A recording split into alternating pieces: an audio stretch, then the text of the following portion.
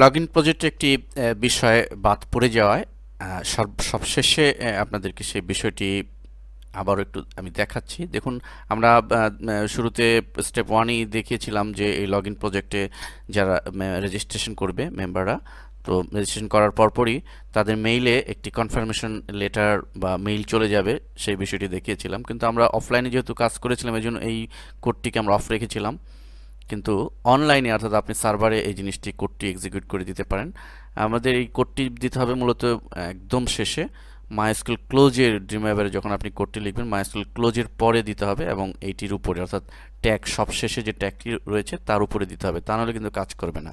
Mail ফাংশনটি mail এবং variable F email dollar, অর্থাৎ এফ ইমেল, দ্যাট মিনস আমরা শুরুতে এফ ইমেল দিয়ে যে একটা ভেরিয়েবল ঘোষণা করেছিলাম এফ ইমেল পোস্ট ইমেল, অর্থাৎ এই ভেরিয়েবলটি এখানে যে নামটি থাকবে আমার এখানেও তাই থাকতে হবে।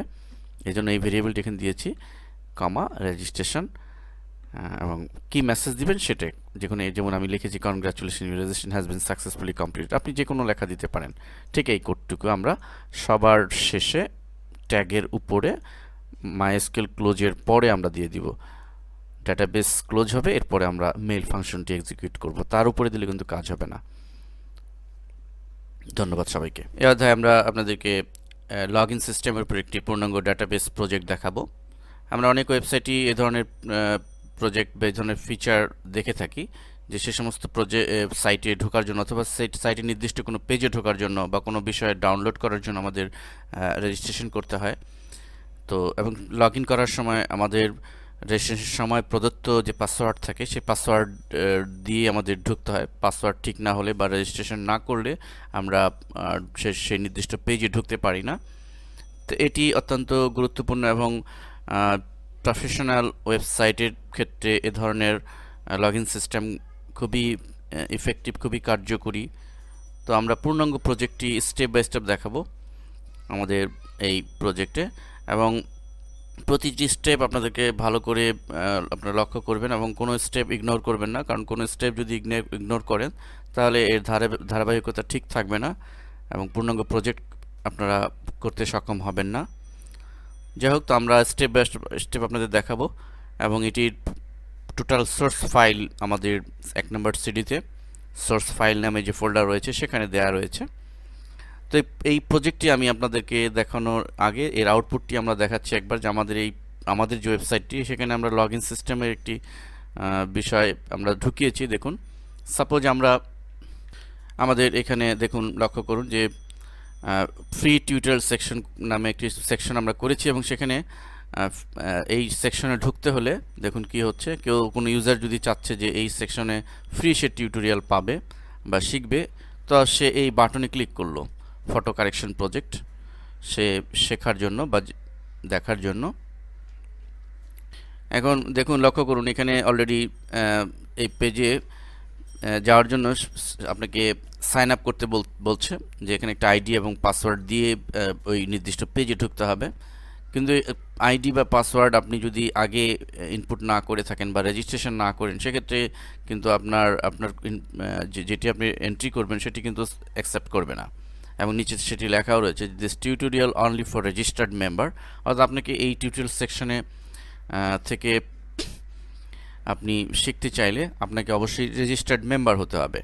তো এখন মেম্বার হওয়ার জন্য রেজিস্ট্রেশন করতে হবে। আমি রেজিস্ট্রেশন করছি, সাপোজ আমি একজন ইউজার, আমি রেজিস্ট্রেশন করছি, আমি ক্লিক করছি এবং আমাকে এখানে রেজিস্ট্রেশন করতে বলতেছে। অ্যান্ড সাপোজ আমি একটি নাম দিচ্ছি, সাপোজ আমার নাম টিপু এবং আমার বয়স 34 এবং ইমেল আমি আলহেরা মাল্টিমিডিয়ার alheraBD@gmail.com আমাদের যে ইমেল নাম্বার সেটি আমরা ইনপুট করছি বোঝার সুবিধার জন্য, এবং একটি পাসওয়ার্ড দিচ্ছি টি, অর্থাৎ আমার নামের প্রথম অক্ষর এর সাথে মিল রেখে টি 12345 এই পাসওয়ার্ডটা দিচ্ছি এবং সাবমিট কোয়ারি বাটনে ক্লিক করছি।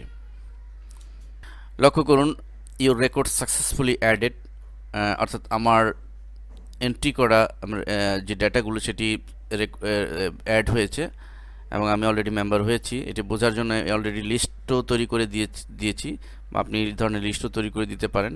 একদম সোজা নিচে আমি যেহেতু পরে আমি রেজিস্ট্রেশন করলাম, সোজা নিচে লক্ষ্য করুন টিপু নামে আমার শুধু আমি এখানে টিপু নামটি দিয়েছি, কিন্তু আমার সব ইনফরমেশন আমার ডেটাবেজে চলে গিয়েছে অলরেডি। এখানে আমি নাম, এইজ এবং ইমেল অ্যাড্রেস, পাসওয়ার্ড সব দিয়েছিলাম। সমস্ত ইনফরমেশনগুলো আমার তৈরি করা যে ডেটাবেজ ছিল সেই ডেটাবেজে কিন্তু অলরেডি চলে গেছে। শুধু আমি এখানে ফিল্টারিং করে নামটা ডিফাইন করেছি, শুধু নামটা শো করছে। আমি ইচ্ছে করলে টোটাল যে ইনফরমেশনগুলো, সমস্ত ইনফরমেশনগুলি আমি এখানে দেখাতে পারতাম। যাই হোক, এটি অ্যাড হলো। এখন আমরা একটু ফিরে যাই, ব্যাক বাটনে ক্লিক করে আবার ব্যাক। এখন দেখুন আমি এখানে আমার নির্দিষ্ট পেজে ঢোকার জন্য আইডি পাসওয়ার্ড দিচ্ছি। আমি টিপু লিখছি, টিপু, এবং পাসওয়ার্ড সাপোজ আমি ভুল করে 1 2 3 4 5 এরকম লিখছি। এখন যদি আমি সাবমিটে দিই, কি ঘটছে দেখুন। এখানে রিমেম্বার নামে একটি বাটন বাই ডিফল্ট একটি মেসেজ বক্স চলে আসবে যে এই পাসওয়ার্ডটি বা এই নামটি আপনি মনে রাখতে কম্পিউটার মনে রাখবে কিনা সেটির জন্য। তো আমরা রিমেম্বার দিয়ে দিচ্ছি।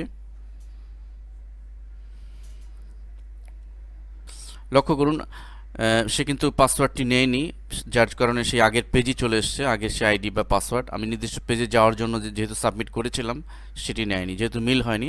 এবার আমরা যদি সঠিক যেটি ছিল টিপু, এবং আমরা পাসওয়ার্ডটি কারেক্ট করে দিই, অর্থাৎ প্রথম অক্ষর ছিল টি এবং 1 2 3 4 5। এখন আমি যদি সাবমিট করি,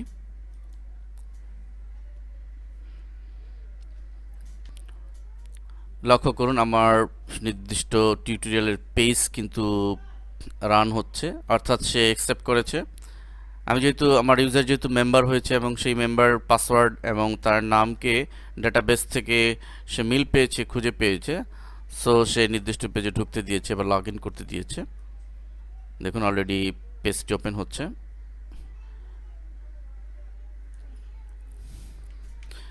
এই হচ্ছে মূলত লগ ইন সিস্টেম।